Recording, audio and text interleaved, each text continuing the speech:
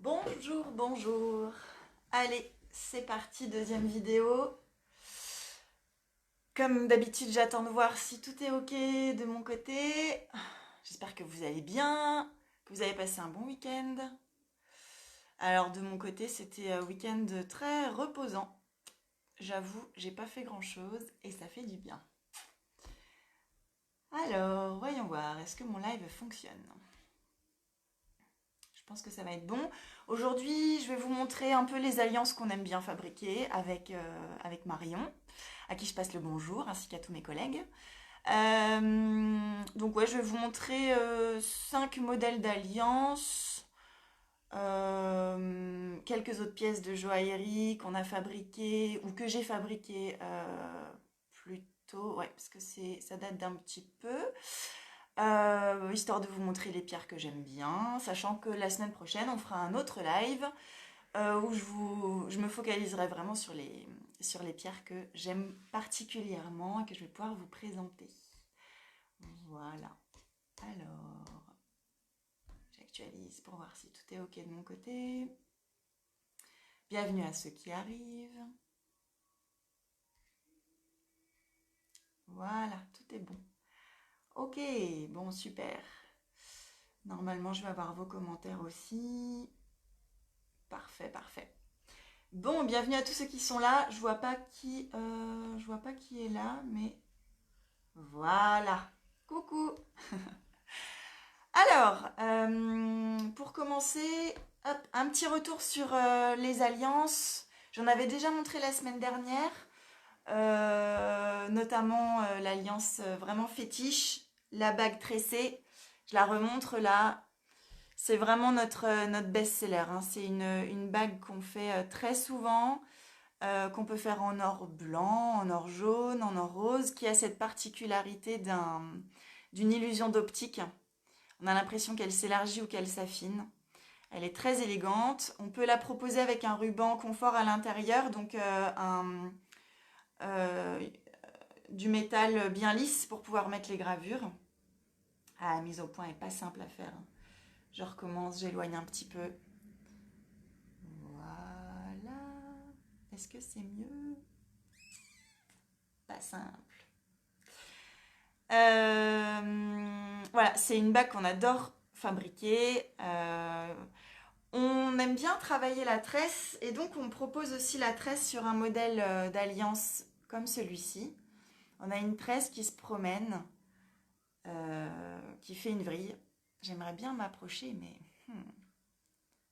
ça va falloir que je trouve une solution, hein. Voilà. Je sais pas si tout le monde m'entend bien. A priori, oui. Bonjour à ceux qui arrivent. Alors là, c'est un modèle qui est... Oh là là, c'est embêtant. C'est un modèle qui est gravé directement dans de la cire. Là, on travaille la cire. Je vais pas bouger pour voir si ça marche. Ça marche pas, la mise au point se fait pas. Zut! Ah, comment faire? Donc ça, c'est une tresse qui est sculptée à même la cire. Ensuite, on fait une fonte. Ah, ça a l'air de marcher des fois. Ok, ok, il faut bien que je m'approche, il faut pas que je bouge. Euh, J'avais imaginé une autre bague aussi avec des petites billes. Ça, c'est très rigolo. Hop, voilà. Là, pour bien voir le modèle, je mets pas les billes partout sur l'alliance. Comme ça, on se rend compte du relief que ça donne. Et puis, j'aime bien quand ça forme une ligne. Ça fait un, Ça fait un symbole infini en fait quand la texture est mise uniquement en diagonale. C'est quelque chose que j'aime bien présenter. Voilà. Alors, on aime bien les textures végétales aussi avec Marion. Et là, Marion a réalisé une super texture un peu écorce. Pareil, c'est mis en diagonale. J'essaye de pas trop bouger du coup, pour que la mise au point puisse se faire. Une alliance écorce. Là, tous les modèles sont en argent hein, pour faciliter le travail, pas avoir trop de stock. Et puis pour montrer la texture. Et comme on fait que de la pièce unique, on les reproduit intégralement. Donc c'est bien d'avoir des modèles à présenter. Voilà. Voilà pour les alliances que j'ai ici. Évidemment, on peut aussi faire une alliance martelée. D'ailleurs, c'est ce qu'on va faire tout à l'heure dans la deuxième partie. Je vais fabriquer une alliance avec vous. Je vais vous montrer un peu les étapes. Il y a différentes textures. On s'amuse vraiment au niveau des alliances. C'est chouette. Ça s'est vraiment démocratisé tous les travaux de texture. Et les ateliers de joaillerie adorent faire ça. Ça change de l'alliance demi-jonc confort classique qui existait beaucoup, qui existe toujours et que je fais encore pas mal. Mais c'est vrai que les clients aiment bien s'amuser un petit peu avec des textures qui évoluent au fil des années. Mais le côté patiné peut être sympa. Sans aucun souci, n'hésitez pas pour les textures. Ensuite, on passe aux bijoux qui ont des pierres. Alors là, je vous en montre une qui est toute mignonne.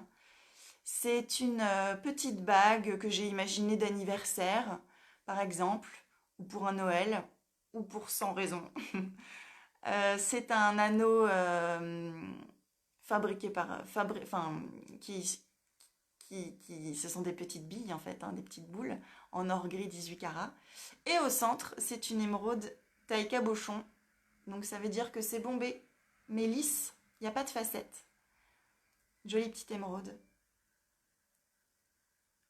Ah, la mise au point. Je vais pas bouger, je vais regarder ce que ça donne. Pas facile, hein. Va falloir que j'investisse dans du matériel si j'en fais plus. Ah là là.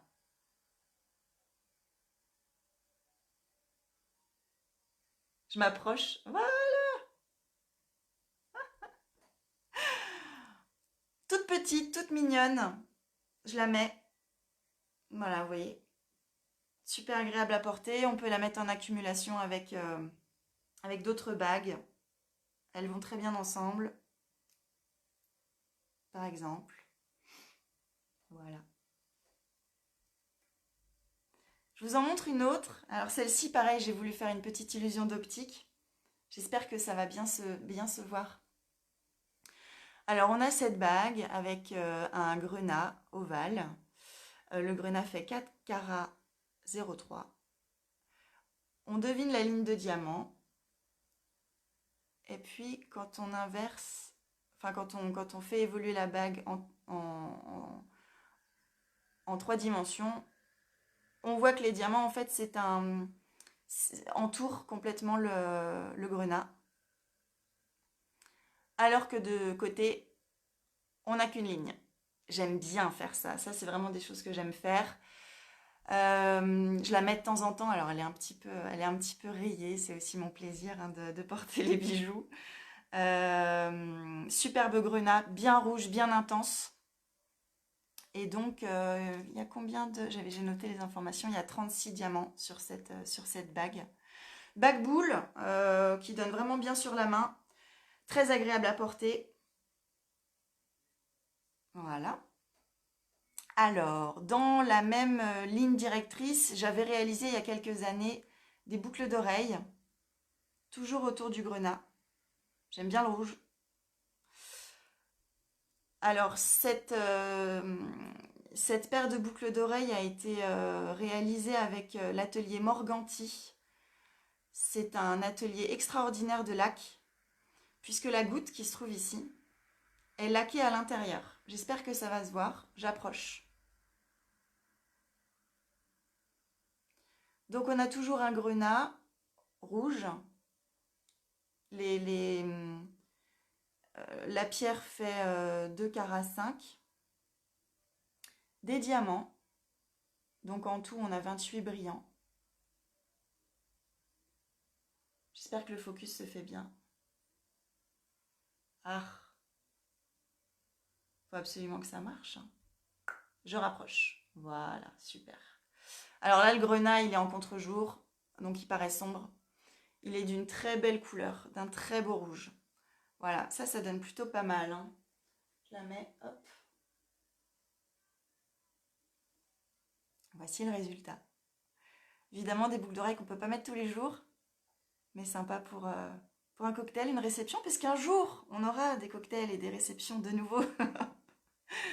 Et des mariages. Je pense à mes mariés qui ont reporté leur mariage et à ceux qui s'accrochent encore puisqu'ils sont de mariage cet été. Ça va le faire, on va y arriver. Alors là, c'est plutôt un prototype là que j'ai réalisé. Je ne sais pas si vous connaissez les bagues Toi et moi. C'est souvent, donc c'est une bague où il y a deux pierres comme ça qui viennent s'embrasser. Alors moi, j'ai réalisé entre toi et moi. Je voulais imaginer, je voulais revisiter le toi et moi. Donc les pierres, hop, s'opposent. On a d'un côté une tanzanite, ici, avec un joli violet, un peu de bleu, un peu de rose, et une tourmaline verte. Elles font chacune un carat. Serties sur or gris, 18 carats. La mise au point sur le bijou. Je repasse encore un petit peu. Voilà. Hop. Cette bague, elle est super intéressante parce que quand vous la mettez, déjà vous avez une pierre qui vous regarde, et mais l'autre pierre qui regarde l'autre personne. Donc on boit un verre. C'est plutôt sympa, chacun sa pierre. C'est aussi pour ça que je l'ai appelée Entre toi et moi. J'aimerais bien la refaire, cette bague, avec des pierres sur mesure, taillées sur mesure, où vraiment la culasse serait bien profonde, pour qu'on puisse voir en squelette toute la pierre. C'est vraiment l'intérêt de ce modèle, j'ai voulu vraiment qu'on voit les pierres en 360. Et là, je n'ai pas commandé de pierres sur mesure, parce que là, il faudrait vraiment commander sur mesure. Je pense que ça peut être intéressant, un jour, je vais me faire plaisir.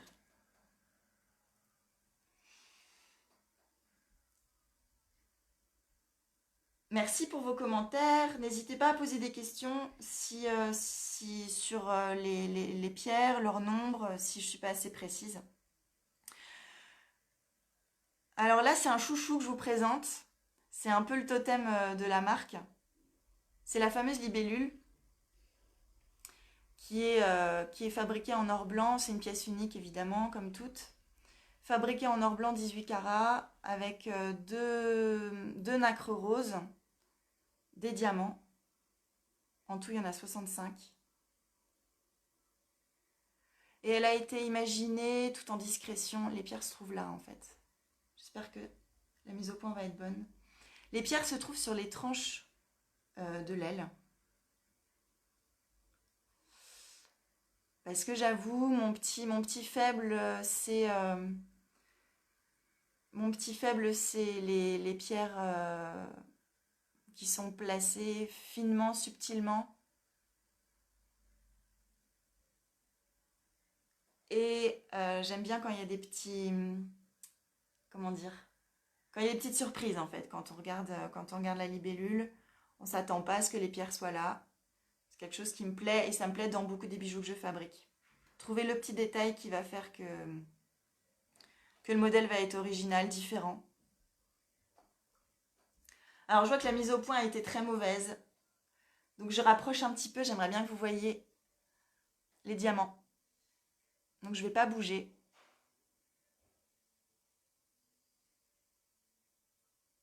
Pas simple, hein. Je ne sais pas si ça aura marché. Faut que je me cache en fait, faut pas qu'on voit ma tête. Dernière, ouais super. Dernière pièce que je vais vous présenter aujourd'hui. Ce sont des boucles d'oreilles avec des opales. Alors là, j'ai voulu imaginer une paire de boucles d'oreilles, hop, pas du tout identiques. Je me suis vraiment amusée avec la pierre. Le rendu du métal, donc on est en or jaune, 18 carats, c'est satiné. Je trouvais que ça allait vraiment bien avec la couleur de l'opale. Alors ce sont des opales noires. C'est assez rare, c'est même très rare hein, comme pierre. Il ne faudrait pas que ça bouge trop. Hop. Alors noir, mais il n'y a pas de noir. C'est surtout bleu et vert. Je vais les rapprocher parce qu'elles sont tellement belles.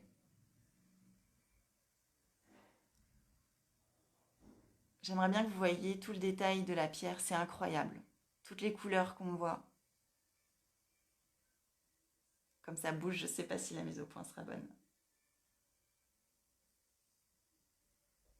Je montre la deuxième. Elles ont pas mal de vert, celles-ci. Voilà. Cette pierre est assez fascinante, hein.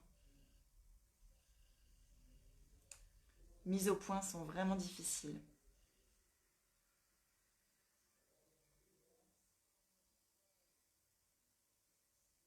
Ouais, l'opale est magnifique. Ça, c'est une grande chance, hein, de pouvoir travailler avec ce genre de matériaux. Ah là là. Faut que je cache ma tête. Merci pour le commentaire, Mick. Voilà, super. Ah, c'est pas facile, hein, la vie d'artiste. Ok. Pour les infos sur les prix, vous pourrez me demander, il n'y a pas de souci. Ce sont des pièces qui sont donc uniques et à vendre, que j'ai réalisées. Les premières pièces ont été faites en 2013, je crois. Il en reste 3 sur la quinzaine qui avait été réalisée pour la première exposition. Depuis, j'en ai refait. Donc, les boucles d'oreilles opales font partie des toutes dernières que j'ai réalisées. Et pour l'instant, j'ai pas prévu d'en faire d'autres. Ah si, j'ai prévu d'en faire une autre. Là, ça va être une très grosse parure. On verra. On verra, c'est dans les tuyaux. Pour l'instant, je suis en train de les dessiner. J'ai les pierres à disposition. On va avoir essentiellement, je crois, des saphirs bleus avec une jolie gamme de bleu. Mais voilà, c'est pas encore fait. On verra, on verra, on verra. On va passer à la deuxième étape de la vidéo. Je pense que cette vidéo sera un peu plus courte parce que, sauf si vous voulez revoir quelques outils, là je vais m'amuser à faire une alliance. Les étapes sont pas évidentes parce que je vais bouger la caméra, etc. Donc j'ai un petit peu mâché le travail, j'ai préparé un petit peu les étapes. On va voir ce que ça donne. En tout cas, je pense qu'on n'aura pas de souci de mise au point cette fois-ci. Je vous avais montré les laminoirs. On va y retourner. Hop, je vais placer la caméra.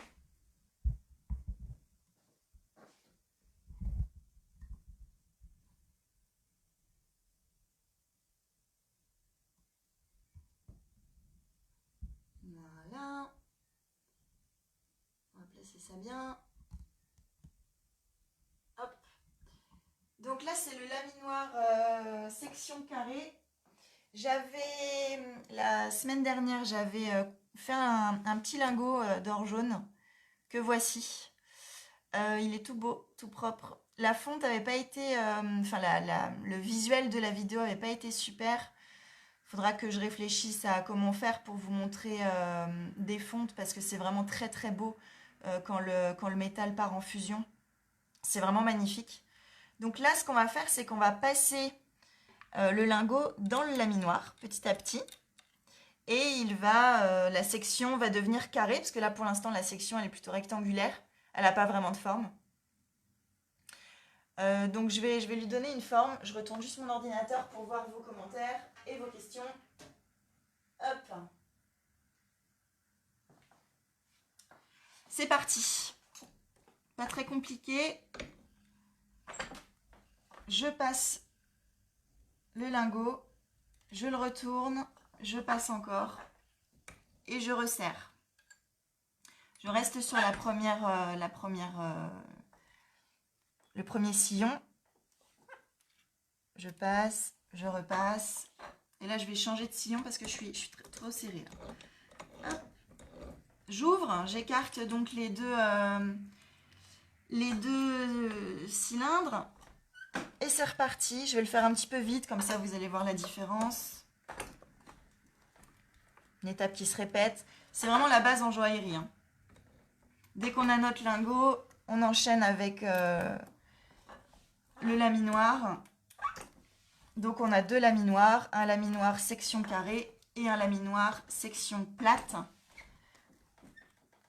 Vous allez voir, c'est rigolo, le métal s'étire, il s'affine. En plus, l'or jaune, c'est du bonheur à travailler. C'est un métal super malléable, c'est vraiment celui qu'en général on préfère, le plus facile, et celui qui nous obéit le plus. Je vous montre déjà la différence. La section est un petit peu plus longue, pas beaucoup. Par contre, on commence à aplatir en fait les angles. J'espère que vous voyez bien. Ouais, je pense que la caméra est pas mal là. Donc on aplatit un petit peu les angles. On va continuer. Là, je vais être obligée de changer encore de sillon. C'est pas mal, ça fait les bras, ça fait longtemps là. Je suis ravie. Marion, ne t'inquiète pas, je sais que tu as hâte de revenir et de refaire ces gestes. C'est bientôt, on s'accroche. Hop. Le lingot continue à s'allonger et à s'affiner. La section est de plus en plus propre. On obtient de plus en plus un carré avec les angles coupés. Je vais refaire encore un petit peu. On peut aller loin, hein. Vous voyez, là, on a pas mal affiné, mais on n'est même pas encore à la moitié de notre laminoir. On peut finir sur une section de 1 mm. Hein, donc, c'est vraiment chouette. C'est une super machine. Alors là, j'ai la version manuelle, mais ça peut être aussi fait électriquement. Mais là, attention aux doigts.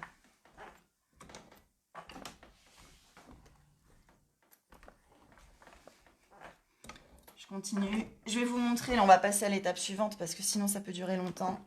Et c'est pas le but du jeu. Voilà. Vous voyez, c'est fou. Là, ça s'allonge vraiment bien. J'ai pas besoin de recuire le métal. Il n'y a aucun souci. Le métal est très beau, très propre. Les doigts commencent à se salir parce que oui, c'est un métier salissant. Voilà. Donc on peut continuer comme ça, hop, jusqu'au bout. Nous, on va s'arrêter avant. Je suis allée jusqu'ici pour obtenir une section de 1,7 mm en gros, quoi. On va faire une petite alliance. Je regarde s'il y a des... Non, tout est OK.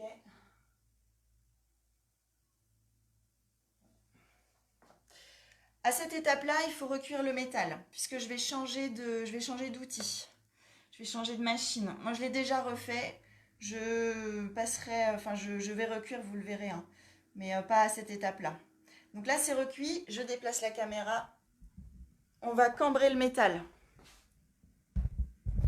Hop. En théorie, j'ai été maline. J'ai pas besoin de changer la caméra. Alors ça, c'est génial. Ça, c'est pour cambrer une cambreuse. C'est un peu une aide magique. Donc pour l'instant, le métal est bien droit. Et hop.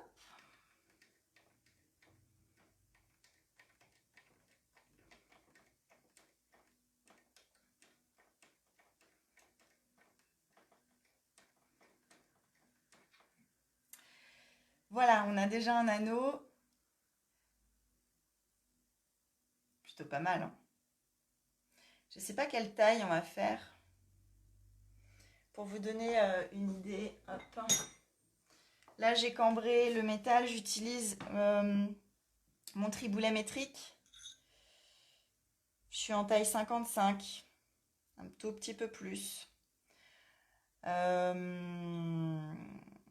On va faire un petit peu plus petit. Je vais me baser sur 53. Donc je serre encore un petit peu plus. Je vais même utiliser un élément plus petit. Voilà.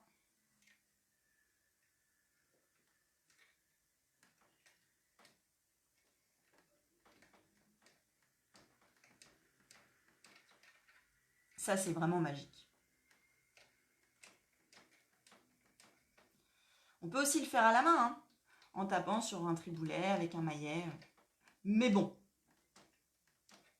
Voilà, j'ai fait l'anneau un petit peu plus petit. Je regarde s'il y a des questions. Hop, coucou. Coucou José. Voilà, on va passer à l'étape suivante. Donc là, je vais scier les morceaux qui ne sont pas nécessaires. Et puis, je vais souder. Alors, on va préparer l'emplacement de la caméra. Hop là.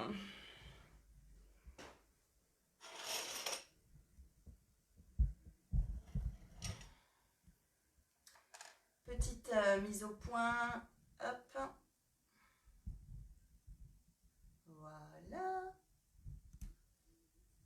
Je pense qu'on sera pas mal. Je pense qu'on verra.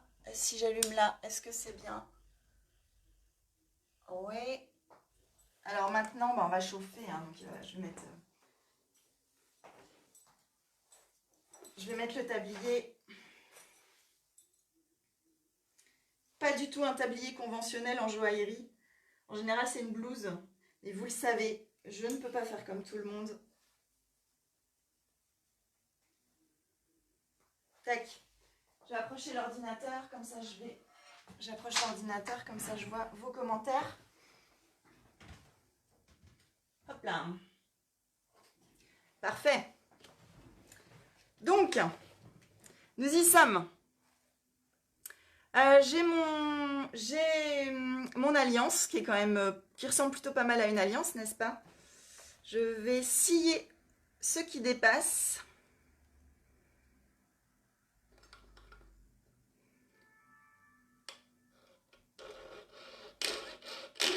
À l'aide du boc-fil.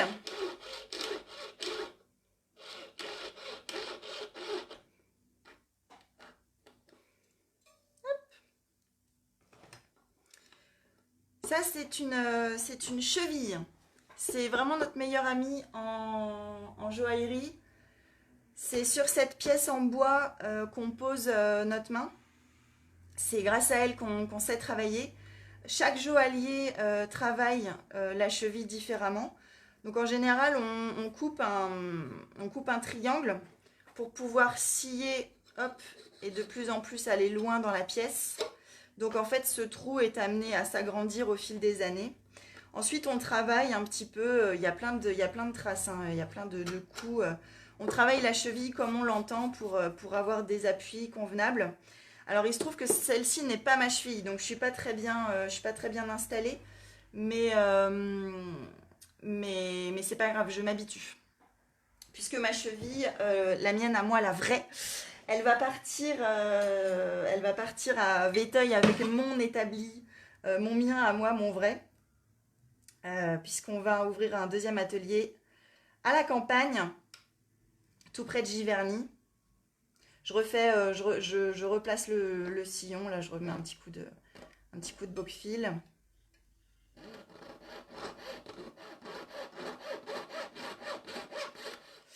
Voilà, et donc mon établi était prêt à partir à la campagne. Et malheureusement, avec le confinement, les travaux vont être un petit peu plus longs que prévu.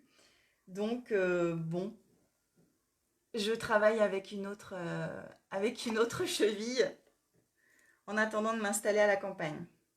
Il se trouve que l'atelier ici restera. Hein. Marion, déjà, va rester à Paris.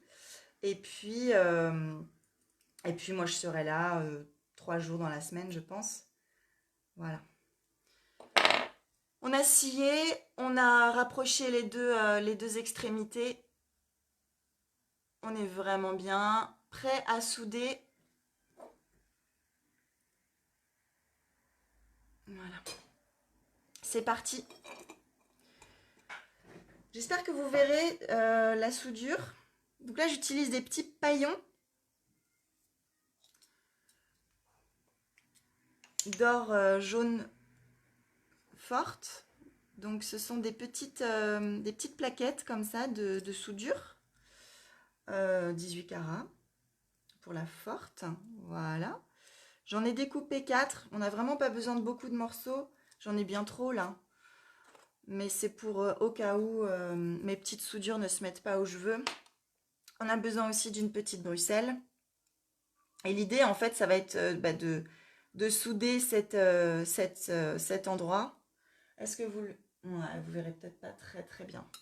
C'est pas grave. La flamme, c'est joli. Hop.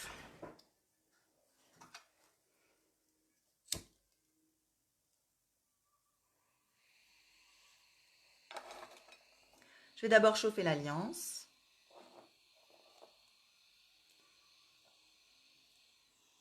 Je chauffe mes petits paillons. Je leur mets un petit peu de collabore. C'est un liant qui permet à la fusion de se faire dans de meilleures conditions. Ça mousse un petit peu.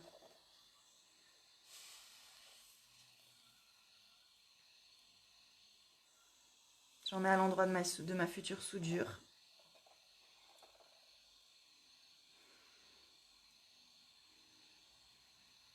Je prends pas trop de risques avec la caméra parce que j'ai peur, j'ai peur de brûler le matériel. Mais je suis en train de me renseigner pour en acheter et placer les caméras comme il faut.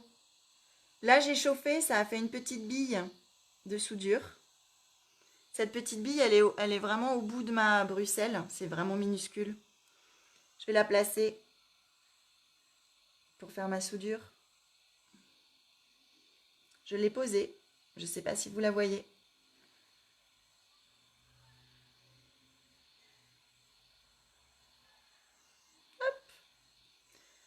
La soudure vient de couler parfaitement.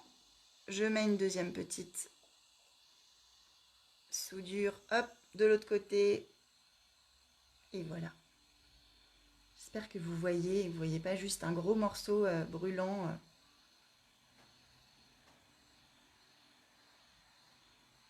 Voilà. L'alliance est soudée. Elle est toute oxydée. Il va falloir la nettoyer. Donc je la mets dans le dérocher. C'est, je vous avais montré la dernière fois, c'est le liquide orange qui doit être chaud. Elle va sortir toute belle, toute jaune.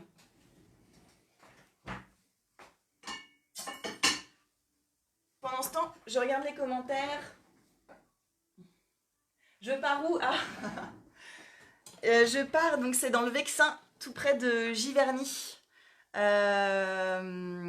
là là, j'ai tellement hâte de vous montrer. C'est un lieu magique. Il va y avoir plusieurs artisans et artistes euh, dans un écrin de verdure. On a tellement hâte d'y emménager. Donc j'aurai mon atelier qui sera vraiment propice à la création et à la collaboration, puisque j'espère croiser aussi des sculpteurs, des potiers, on ne sait pas, on verra bien. On a des pistes et pourquoi pas mettre en place des collaborations. Pour venir à Paris, ce sera facile, hein. Je prendrai le train, il n'y a pas de problème. Ça reste en région parisienne, donc c'est chouette.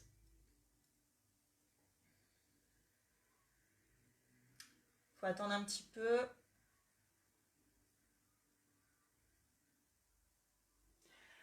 Alors oui, Sandy, merci pour la question. L'atelier sera ouvert au public.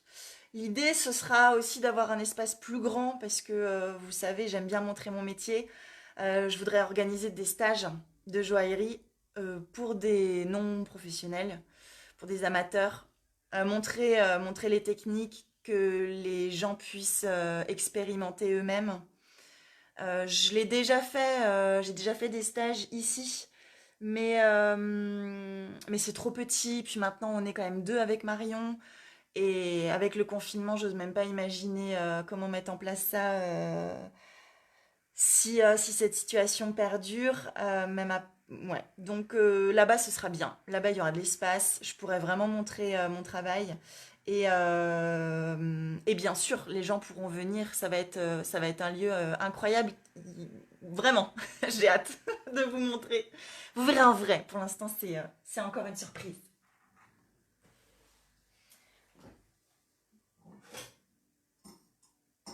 Hop, je sors la bague.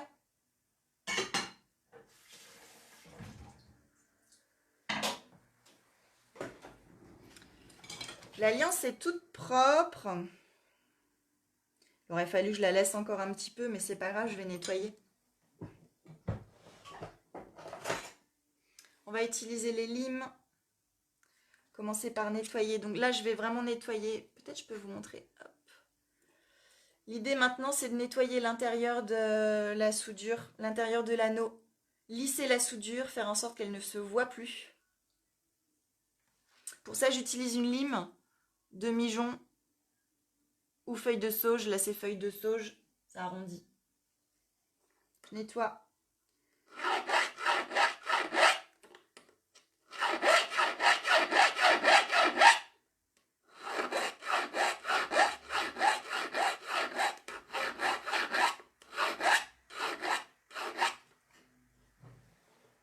Beaucoup de professionnels diront que je suis super bas à mon établi. Moi, c'est vraiment comme ça que je travaille. Mon dos est super droit et pour moi, c'est la priorité.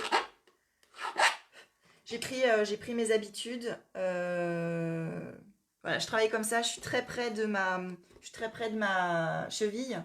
Quand il y a besoin de scier des pièces plates, des planés, je me relève, je me rehausse depuis ma chaise. Et voilà, mais moi, j'aime bien travailler le plus bas possible. Alors là, je vais utiliser le moteur, ça va faire du bruit. La mouche va me permettre de nettoyer mes traces de lime.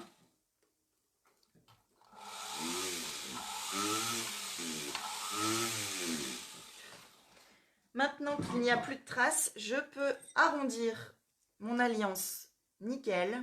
L'idée, c'est qu'il n'y ait plus de jour quand je regarde comme ça. Il ne faut pas qu'il y ait de jour, il faut vraiment que ce soit bien collé au triboulet. Pour ce faire, on tape avec un maillet, donc un marteau en buis. Je pense que, ouais, vous verrez peut-être le geste. Donc on place bien le maillet contre le ventre. On le cale et on y va. Je tourne en même temps pour bien taper partout.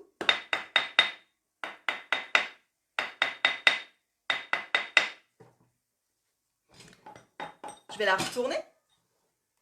Hop, je viens de la retourner. Je fais la même chose.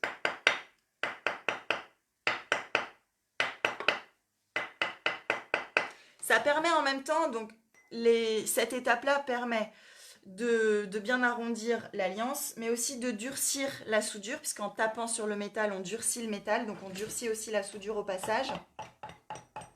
Voilà. On a une alliance bien ronde. Je vais pouvoir maintenant finir le nettoyage à l'intérieur. Je retourne.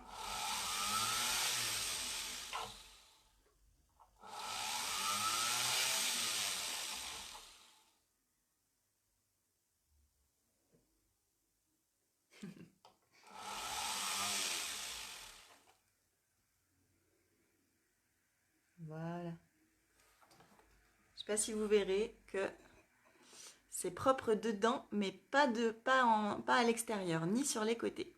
Ça commence un petit peu à briller. On enchaîne. Une fois que l'intérieur est fait, on passe aux extérieurs. Les côtés. Donc, j'ai besoin, hop, d'une soupape. Mon tas, je ne l'ai pas pris, je ne l'ai pas préparé.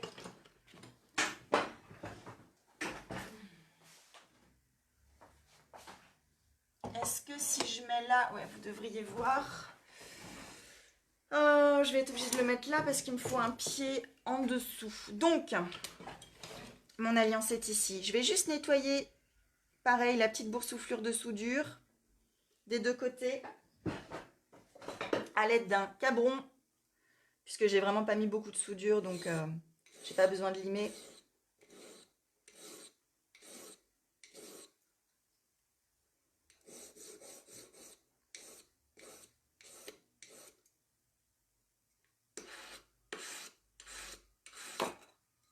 Voilà.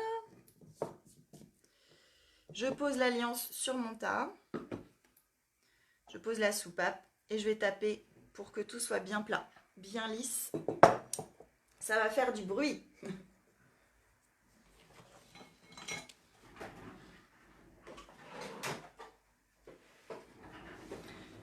Alors attention, si vous avez le son à fond, je vais vous exploser les tympans.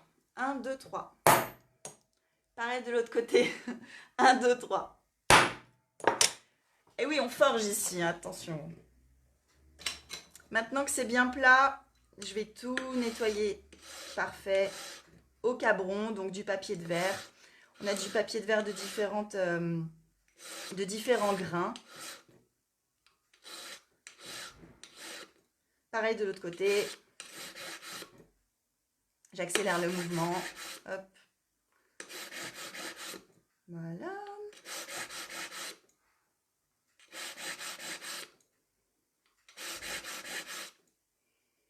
Ok. On est bon, c'est propre. Pour le confort de la personne qui portera l'alliance, je vais arrondir, adoucir l'angle intérieur. Je le fais avec une lime de mijon aussi. Je casse l'angle.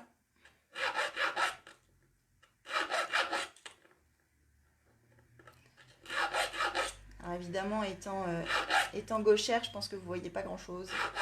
Mais vous voyez le mouvement ici qui guide, qui suit le métal. Donc là, je ne touche qu'à l'angle, à l'intérieur.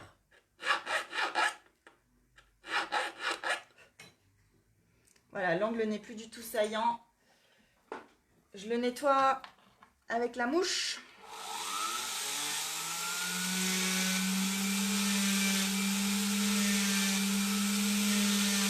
Hop.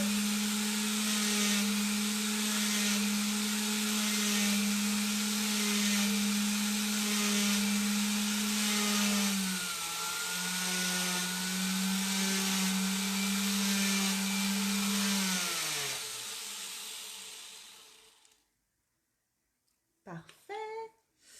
Je vais encore avoir besoin de la mouche. On passe à l'extérieur. Je vais donner un petit côté demi-jonc. Est-ce que je donne un petit côté demi-jonc ou est-ce qu'on fait des facettes?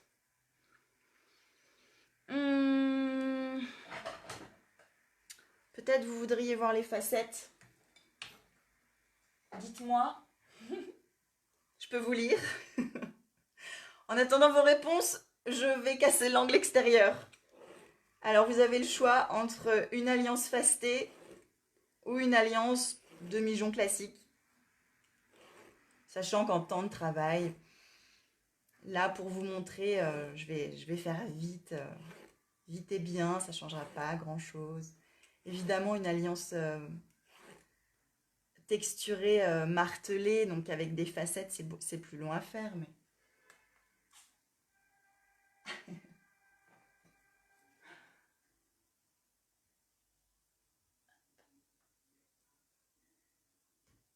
J'espère que vous m'entendez bien.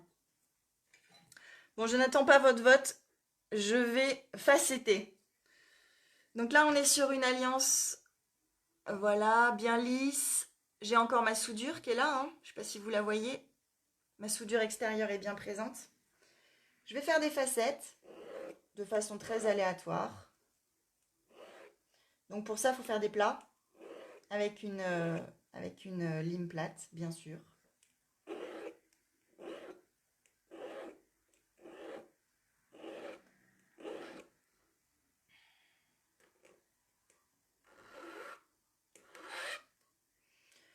Vous pouvez me poser des questions en même temps, il n'y a pas de souci.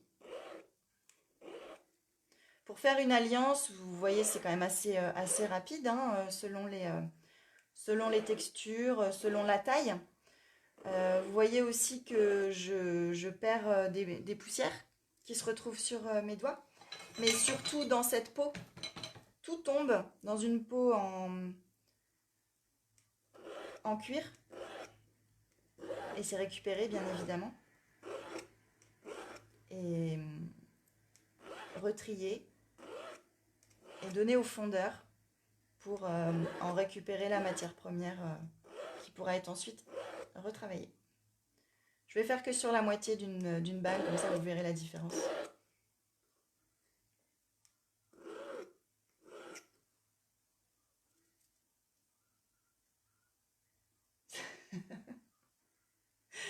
Vous Oski. Oski, mon photographe préféré. Hop. Voilà. On commence à obtenir des facettes.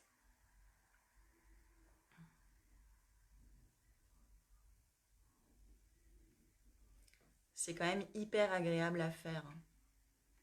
D'avoir comme ça directement le rendu, le bijou qui avance.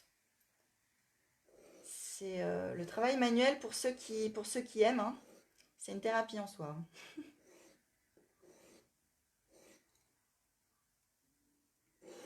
Je nettoie mes facettes en enlevant les traces de lime.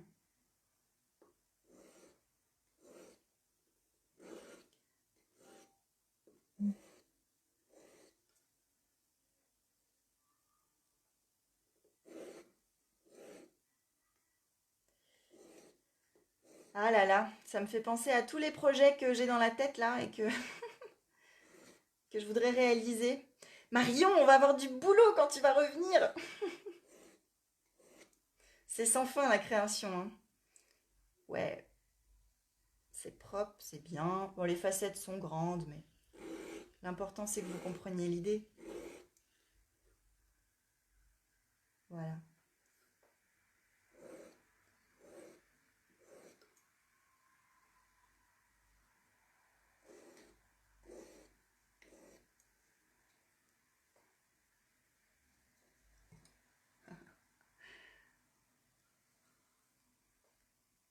Alors ici, j'ai enlevé les traces de lime.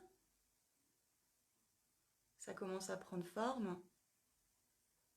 J'espère que la mise au point est bonne. Le reste, je vais le laisser en demi-jon. Donc je vais juste le nettoyer, hop, au cabron.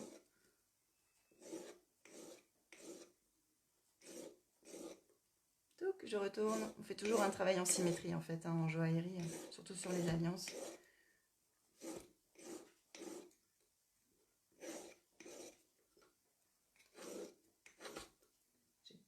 J'ai pas du tout...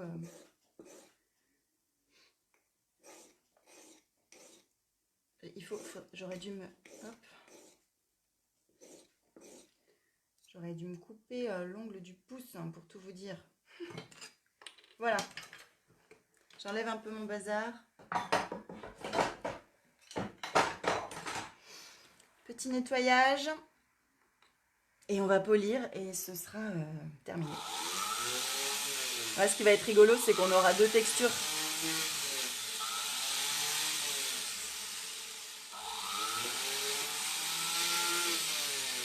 Hop. On aura deux textures sur cette bague. Pourquoi pas. Nettoyage. Donc là, j'utilise différentes brossettes. Chaque joaillier a ses petites techniques.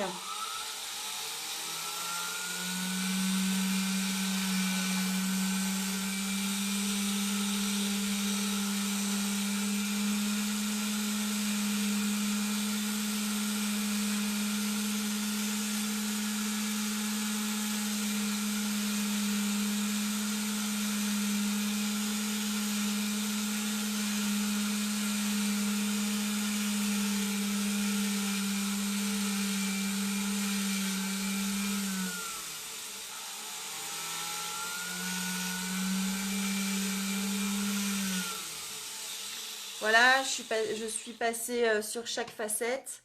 Ça commence à briller de plus en plus. Est-ce que j'ai besoin de lunettes loupe? Pas, pas encore. Mais, mais excellente question. Ça fait donc 10 ans que je suis dans le métier. Ouais, 10 ans. J'ai déjà eu une rééducation donc des yeux, donc ça va quand même assez vite, hein, les problèmes de vue. Bon, j'ai de la chance, j'en avais déjà avant de commencer le métier, donc c'est parfait. En fait, le plus dur dans notre métier par rapport aux yeux, c'est qu'on est tout le temps en fait, ouais, très proche de la pièce. Ce qui fait que notre œil s'habitue et a beaucoup de difficultés à faire la mise au point par la suite. Ce qui est rigolo, c'est que mes séances ont dû se faire l'année du meilleur ouvrier de France. Tiens, c'est étonnant. Je devais peut-être travailler un petit peu trop au goût de mes yeux. Mais, euh, mais la rééducation se passe très très bien et après c'est bon, hein. C'est reparti pour un tour. Je pense qu'un joaillier est amené à faire sa rééducation assez au moins 4 ou 5 fois dans une carrière à mon avis. Allez, au moins 2.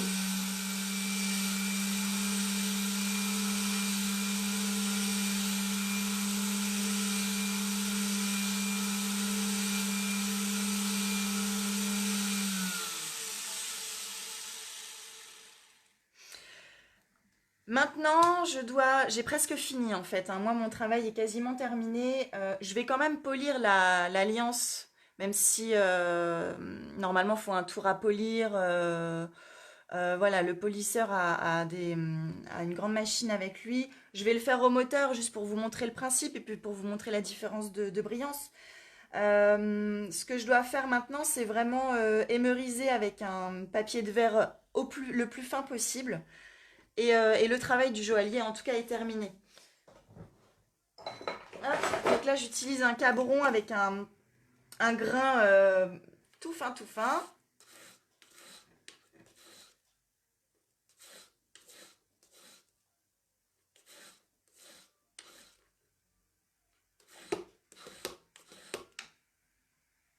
Voilà.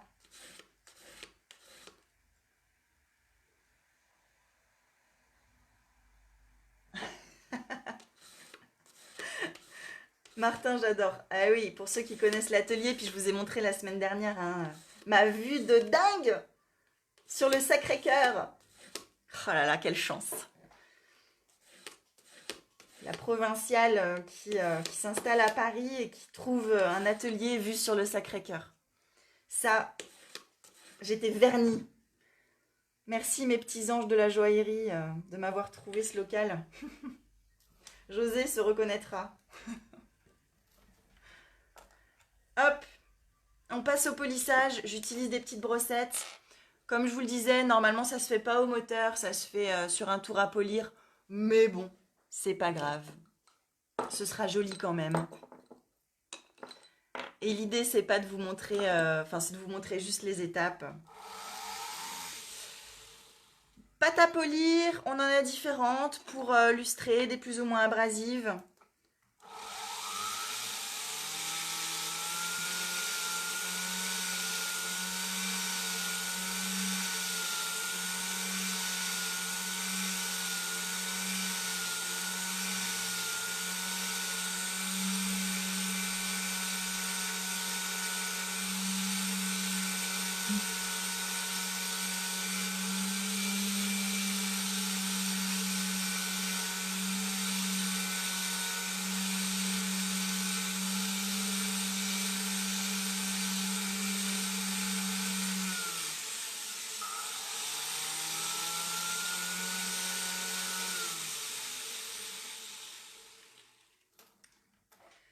Je vais utiliser maintenant une pâte plus douce.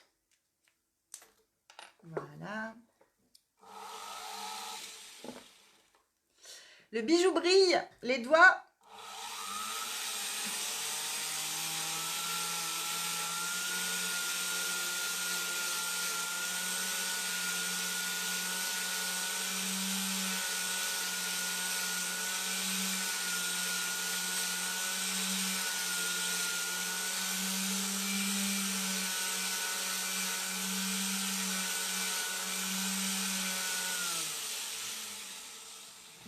Je sais pas si on voit à la caméra comme,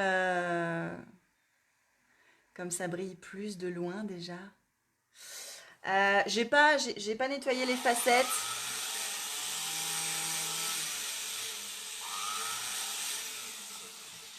Parce que ce serait un peu long et pas forcément intéressant pour vous. Je vous montre. Avec mes beaux doigts bien noirs. J'essaye de pas bouger trop.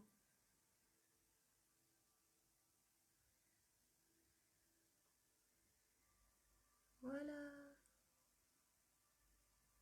J'espère qu'on voit que ça brille. Ça brille, mais c'est un peu sale, puisque comme vous voyez, il y a de la pâte à polir sur mes doigts, mais aussi sur la bague. Donc, dernière étape, le nettoyage dans un appareil à ultrasons avec une solution savonneuse. Et ça va faire du bruit, mais je vais pas le mettre très longtemps.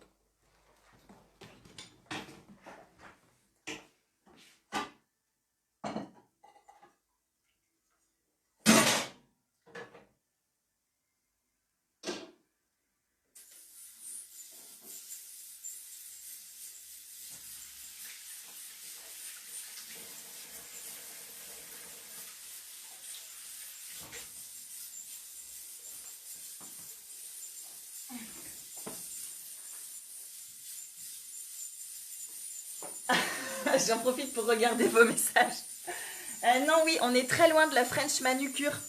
En joaillerie, on oublie.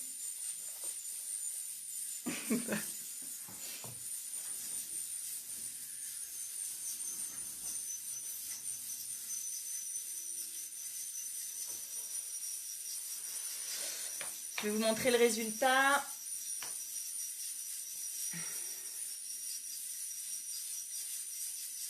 Ah là, évidemment, je vous montre l'alliance, mais ça pourrait être aussi... ça pourrait être une sertissure, mais là, ça demanderait un peu plus de matériel pour la mise au point, pour être sûr que tout soit, que vous voyez bien. Donc, je vais essayer de me perfectionner en termes de vidéo et on verra après si je peux vous montrer des choses plus élaborées.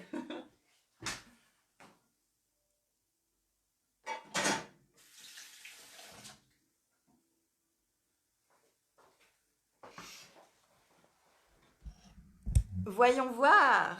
Est-ce que vous... Ah ouais, vous allez voir, je pense. Ici, la texture martelée, donc facettée, que j'ai faite à la lime. J'aurais pu le faire en martelant, donc en tapant avec un marteau plat. Mais sur des petites bagues comme ça, bon, c'est pas vraiment nécessaire, ça va plus vite à la lime, même si je perds un petit peu de matière. Et puis là, un demi-jonc, tout à fait classique. Les côtés, je les ai pas faits, donc ça brille pas. Un tout petit peu. Voilà. La bague a pour largeur 1,5 mm. Je peux la mettre. Dites-vous bien que sur ces largeurs-là, les graveurs peuvent graver à l'intérieur. Même les graveurs à la main. C'est assez dingue.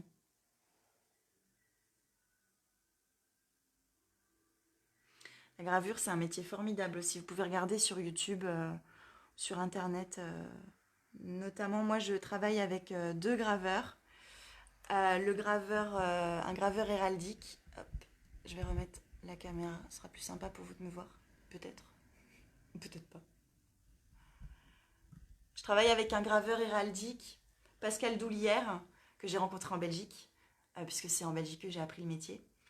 Et qui travaille pour Paris. Il est extraordinaire et d'une gentillesse. De toute façon, vous le savez, hein, ceux qui travaillent avec moi, ceux qui ont déjà commandé des bijoux avec moi, je ne travaille qu'avec des gens sympas. C'est nécessaire. Et je travaille aussi avec Karen Charrier à Paris, qui fait aussi de l'héraldique, qui est meilleur ouvrier de France et qui est extraordinaire, que je salue. Je les salue tous les deux. Est-ce qu'il y a des questions? Alors, les mains. Ah bah oui, les mains, je les ai nettoyées hein, en nettoyant l'alliance. J'en ai profité pour me laver les mains. Bon, là, c'est pas parfait, mais c'est presque bon. Quand on travaille tous les jours, il est difficile d'enlever toutes les traces du métier. Notamment, bon, la pâte à polir, ça part, hein, mais c'est plutôt sur les mains, ça va être de la corne qu'on se fait au niveau des doigts. Alors moi, ça va être à l'index droit, puisque cette pièce, cette pièce, oui, cette partie de mon corps me sert à tenir les pièces. Et je le martyrise pas mal, ce pauvre doigt, mais pour les droitiers, bah, c'est le gauche. Le pouce aussi souffre pas mal. Finalement, la main qui souffre, c'est celle qui tient les pièces. Les pièces vont brûler quand on les travaille trop fort et trop longtemps. Il faut les tenir fort pour pas que ça bouge. Donc, on va vraiment se faire mal aux doigts. Le polissage chauffe énormément la pièce, donc ça fait mal aussi. Bon, il y a plein de choses qui font mal aux mains, mais ça fait partie du métier. On ne peut pas utiliser de gants parce qu'on a besoin vraiment de tenir la matière et les gants s'useraient vraiment trop vite. Donc, bon, bah, le cuir, le cuir naturel, c'est pas mal. Voilà. À quel moment appose-t-on les poinçons? Eh bien, ça va être maintenant. Une fois que c'est terminé. Alors, donc, nous en France, on a deux poinçons. On a le poinçon de maître, propre à tous les pays d'ailleurs, je pense, hein. On doit tous quand même signer nos bijoux. Le poinçon de maître doit se poser sur les pièces de... sur toutes les pièces, pardon. Je confonds avec le poinçon de la douane, le poinçon de la France. Donc le poinçon de maître, il est là. Hop, je l'ai sorti pour l'occasion. Sinon, il est au coffre-fort.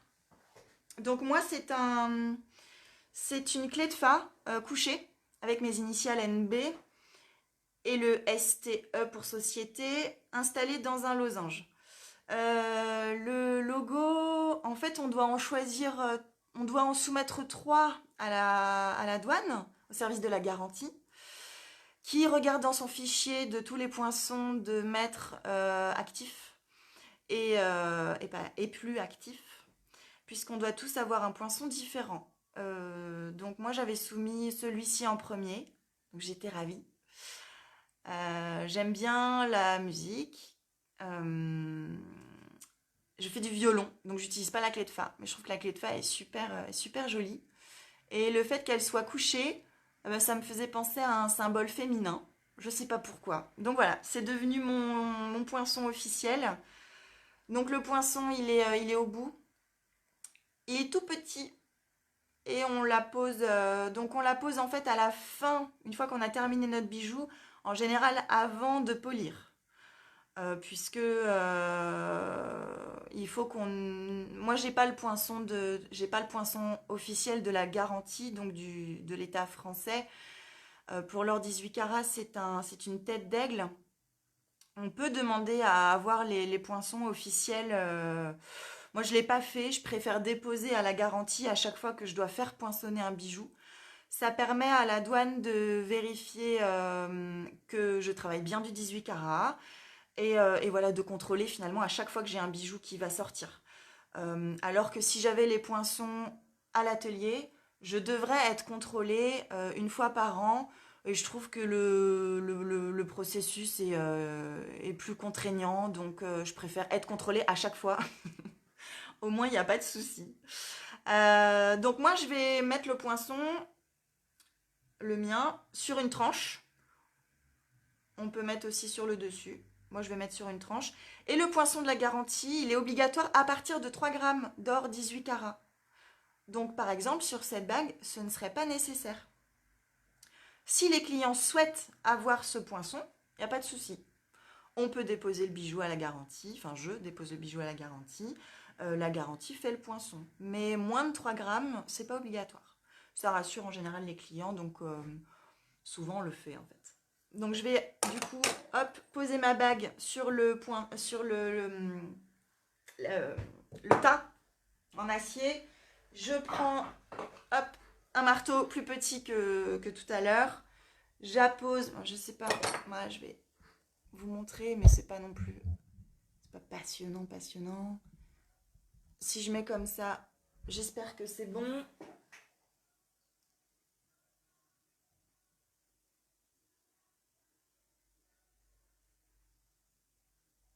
Je vérifie juste que que vous voyez quand j'ai fait la mise au point. Donc j'attends que mon... Ouais, c'est bon. J'attends que mon live soit à jour. Hop. Voilà. Et on y va. Attention, un coup sec. 1, 2, 3. Et voilà. Le poinçon se trouve mis. J'ai raté une question de Diane. Est-ce que c'est facile de se procurer les outils en France?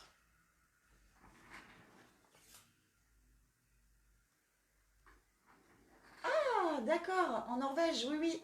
Ah bon, il n'y a pas en Norvège, ok. Alors nous, oui, en Allemagne, c'est bien. On a ce qu'il faut en France. On a Laval qui fournit l'outillage.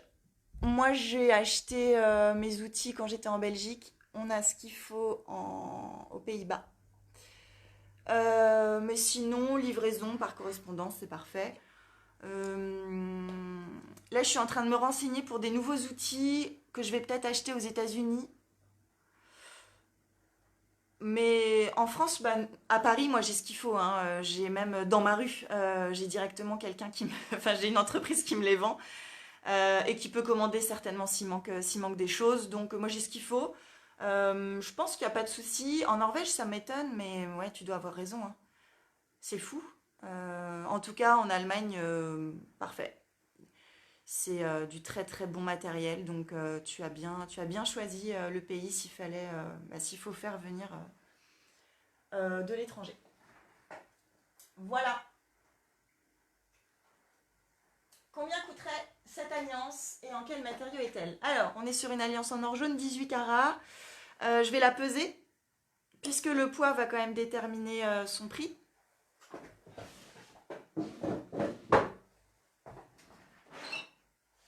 Alors,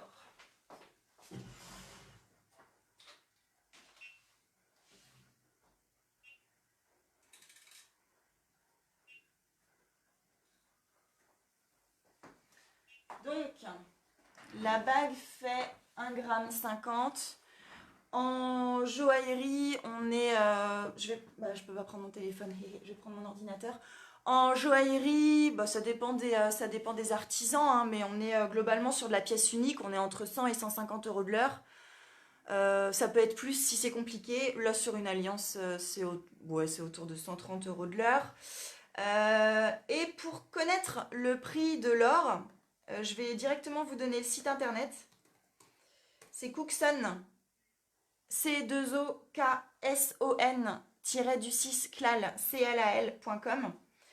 C'est notre fournisseur en fait de métaux précieux et c'est sur ce site actualisé matin et après-midi que vous pouvez voir l'évolution du cours de l'or. À savoir que c'est pas parce que le cours, donc là je regarde par exemple aujourd'hui, le cours de Londres, on est à 50 893 euros du kilo. On est presque à 51 euros du gramme. C'est pas parce qu'il est à 51 euros du gramme que nous, professionnels, l'achetons 51 euros du gramme. Il est à ce prix en sortant de la mine. Donc après, il faut l'acheminer, le traiter et le transformer en grenaille, en plaques, en fil. Moi, je n'achète que des grenailles puisque je travaille directement mes lingots. Mais parce que c'est plus cher évidemment si c'est travaillé en plaques, en d'autres médiums, d'autres formes. Donc, mais ça vous donne une indication quand même ce prix. La courbe elle est incroyable, hein. Vous pouvez regarder sur internet. Bon, le métal est vraiment cher hein, aujourd'hui. Et l'or blanc palladier est encore plus cher parce que le palladium a vraiment explosé. Là, j'ai pas regardé ces derniers jours, mais c'était assez important.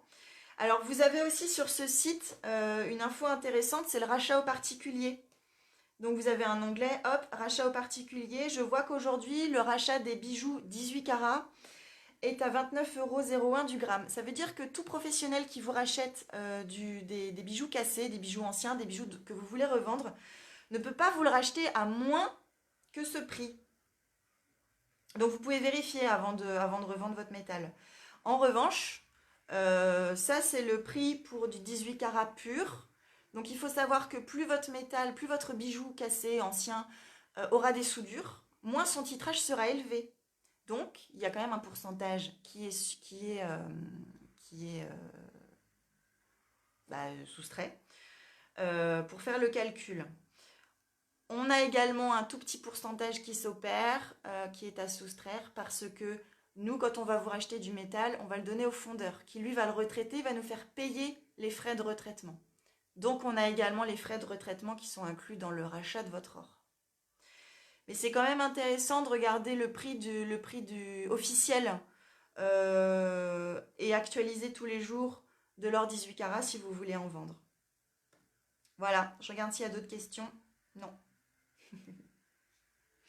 Je pense que j'ai répondu à tout. Je pense que moi, de mon côté, c'est terminé. J'attends 2 secondes, voir si vous avez d'autres questions. Donc la semaine prochaine, du coup, ce sera les présentations des pierres. Évidemment, je ne pourrai pas vous montrer tout ce que je voudrais vous montrer, mais on aura des diamants, on aura plusieurs tailles de diamants, d'ailleurs ça va être chouette. On aura une taille... Est-ce qu'on aura une taille brillant? Non. On aura une taille rose, on aura une taille ancienne. Je pourrais vous montrer un coussin de diamants. Je vous montrerai une jolie tanzanite, un zircon. Qu'est-ce que je vous montrerai d'autre? Des morganites, des tourmalines. Ouais, je pense que ça va être sympa. Alors, je regarde les dernières questions. Est-ce que tu rachètes les bijoux? Oui, je rachète les bijoux de 2 manières. Soit directement en rachat, puisque vous ne voulez pas fabriquer de bijoux en échange, soit en échange de matières premières, puisque si vous m'apportez du métal pour que je vous fabrique un bijou, ça vient en déduction. Donc c'est d'autant plus intéressant de faire ainsi pour que, voilà, pour vous c'est vraiment plus intéressant de m'apporter le métal. Super, merci pour vos petits commentaires, ça fait bien plaisir de savoir que ma vidéo vous a plu. On termine, ouais c'est chouette, je suis contente. J'aime bien faire ça aussi, c'est rigolo. On se revoit la semaine prochaine. D'ici là, portez-vous bien. Donc, je vous ai dit l'ordre du jour de la semaine prochaine. Moi, cette semaine, je vais fabriquer encore un petit peu, mais en cire. Ça, je ne vous montrerai pas. Parce que c'est pas le plus passionnant de sculpter la cire à mon goût. J'avoue, je suis pas une grande fan de sculpture sur cire. Je préfère le métal. Voilà, donc cette semaine, ça va être ça. Je vais continuer d'apprendre à dessiner en 3D et à dessiner via une tablette. Qu'est-ce que je vais faire d'autre? Ouais, continuer à gérer les commandes puisque j'ai encore toujours des demandes de devis, de croquis. Donc je travaille toujours, même si c'est essentiellement à la maison pour l'instant. Voilà, ça va être mon quotidien pour la semaine. Donc live lundi prochain, suivi d'encore une semaine de confinement et ensuite on va préparer le déconfinement tout doux. On pourra en parler lundi prochain si ça vous intéresse. Voilà. Je vous souhaite une très bonne journée. Prenez soin de vous, prenez soin des vôtres. C'est important. À bientôt.